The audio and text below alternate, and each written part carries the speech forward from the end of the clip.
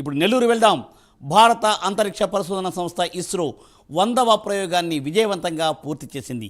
GSLV F-15 ప్రయోగం ద్వారా NVS-02 ఉపగ్రహాన్ని అంతరిక్షంలోకి విజయవంతంగా పంపించింది. సుమారు 2250 కిలోల బరువున్న ఈ శాటిలైట్ను 36,000 కిలోమీటర్ల దూరంలో ఉన్న కక్షలో ప్రవేశపెట్టింది.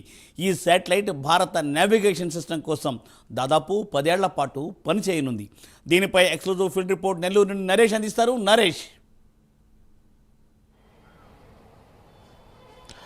మూర్తి, మొత్తానికి సతీష్ ధావన్ స్పేస్ సెంటర్ షార్ నుంచి ఈరోజు ర్యాకెట్ ప్రయోగించినటువంటి GSLV F-15 ర్యాకెట్ విజయవంతంగా నింగిలోకి ప్రవేశపెట్టారు. షార్ నుంచి 100వ ప్రయోగం ఈరోజు ప్రవేశపెట్టిన GSLV సక్సెస్ అవడంతో ఇస్రో శాస్త్రవేత్తలు అభినందన వెల్లువైతే వెల్లువెత్తున్న పరిస్థితి కనపడతా ఉంది. ఇప్పటికే షార్కు సంబంధించినటువంటి ఇస్రో చైర్మన్ నారాయణతో పాటు వివిధ శాస్త్రవేత్తలందరికీ కూడా ప్రధాని నరేంద్ర మోడీతో పాటు రాష్ట్రపతి, అదేవిధంగా తెలుగు రాష్ట్రాల ముఖ్యమంత్రులతో పాటు గవర్నర్లు కూడా శుభాకాంక్షలు తెలియజేశారు. GSLV బాహుబలి ర్యాకెట్ అంటాం. సో GSLV F-15 ర్యాకెట్ ద్వారా నావిగేషన్ సిస్టమ్ సంబంధించినటువంటి NVS-02 అనే ఒక ఉపగ్రహాన్ని ఈరోజు ఉదయం 6:23 నిప్పులు కక్కుతూ షార్లో ఉన్నటువంటి 2వ ప్రయోగ వేదిక నుంచి ఈ యొక్క ర్యాకెట్ను ప్రయోగించారు.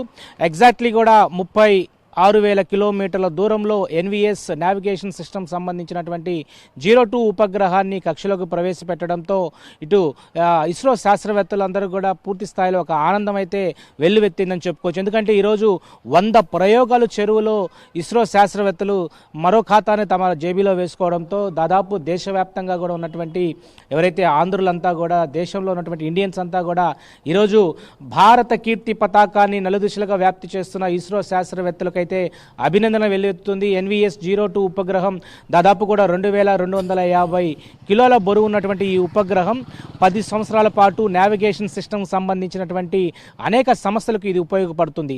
NVS నావిగేషన్ సిస్టమ్ సంబంధించినటువంటి ఈ యొక్క ఉపగ్రహం ఆర్మీ, సైనిక, నావిక వివిధ దళాధిపతుల యొక్క సంస్థలకు ఇది చాలా ఉపయోగపడుతుంది. వీటితో పాటు మత్స్యకారుల యొక్క మత్స్య సంపద ఎక్కడైతే ఎక్కువ ఉంటుందో చేపల వేటకు వెళ్ళేటువంటి మత్స్యకారులకు ప్రధానంగా ఒక నావిగేషన్ సిస్టమ్ ద్వారా, GPS సిస్టమ్ ద్వారా వాటన్నిటిని కూడా ముందుగానే ఐడెంటిఫై చేసి చేపల వేటకు వెళ్ళేటువంటి మత్స్యకారులకు సులభతరం చేసేటువంటి GPS సిస్టమ్ అంతా కూడా ఈ యొక్క నావిగేషన్ సిస్టమ్ NVS-02 ఉపగ్రహం ఉపయోగపడుతుంది.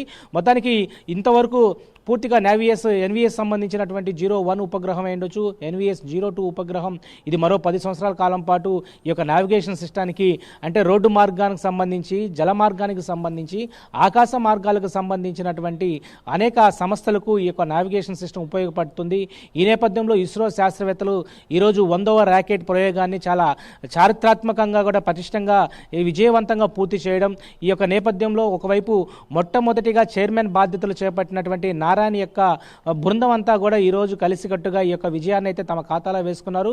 మరోవైపు నావిగేషన్ సిస్టమ్ సంబంధించినటువంటి ఈ యొక్క సిస్టమ్ పూర్తి స్థాయిలో ఈ యొక్క ఉపగ్రహం దాదాపు కూడా 10 సంవత్సరాల కాలం పాటు అన్ని రకాలైనటువంటి పూర్తి స్థాయిలో భూ ఉపరితల భూభాగం నుండి దాదాపు 1500 కిలోమీటర్ల వరకు కూడా ఈ యొక్క నావిగేషన్ సిస్టమ్ ఉపయోగపడుతుంది.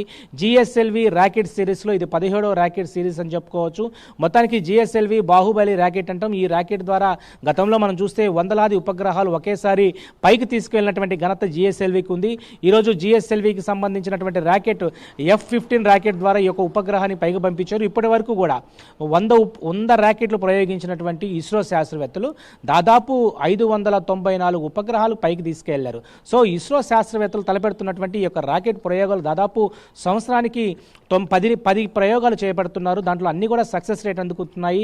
గతంలో చైనా, రష్యాకు సంబంధించినటువంటి కొన్ని దేశాలతో మనం ఏదైతే ఆధారపడినటువంటి ఈరోజు ఇండియా అనేది ఒక ప్రపంచ దేశాలకు తలమానికంగా ఈరోజు ఇస్రో ప్రయోగ కేంద్రం చాలా వరకు కూడా ఒక గొప్పతనాన్ని అయితే సృష్టించిందని చెప్పుకోవచ్చు. ఈ నేపథ్యంలోనే రానున్నటువంటి రోజుల్లో గగన్యానికి సంబంధించినటువంటి మానవ సహిత యొక్క ఏదైతే ర్యాకెట్ను ఉపయోగించకపోతున్నారో సో ఆ యొక్క ప్రయోగానికి సంబంధించి అన్ని ఏర్పాట్లు కూడా సంసిద్ధం చేస్తున్నారు. రేపు రాబోయేటువంటి రోజుల్లో గగన్యానికి సంబంధించినటువంటి మానవ సహిత అంటే 4 వ్యామగోములను కూడా అంతరిక్షంలోకి పంపిస్తారు. అంతరిక్షం సంబంధించినటువంటి కొన్ని రోజుల పాటు అక్కడ ఉంచిన తర్వాత మానవుని యొక్క పరిస్థితులు, అక్కడ ఉన్నటువంటి పరిస్థితులు ఎలా ఉండబోతున్నాయి అనే దాని మీద కూడా పూర్తి స్థాయిలో ఇప్పటి వరకు కొన్ని దేశాలు మాత్రమే చేయగలిగాయి.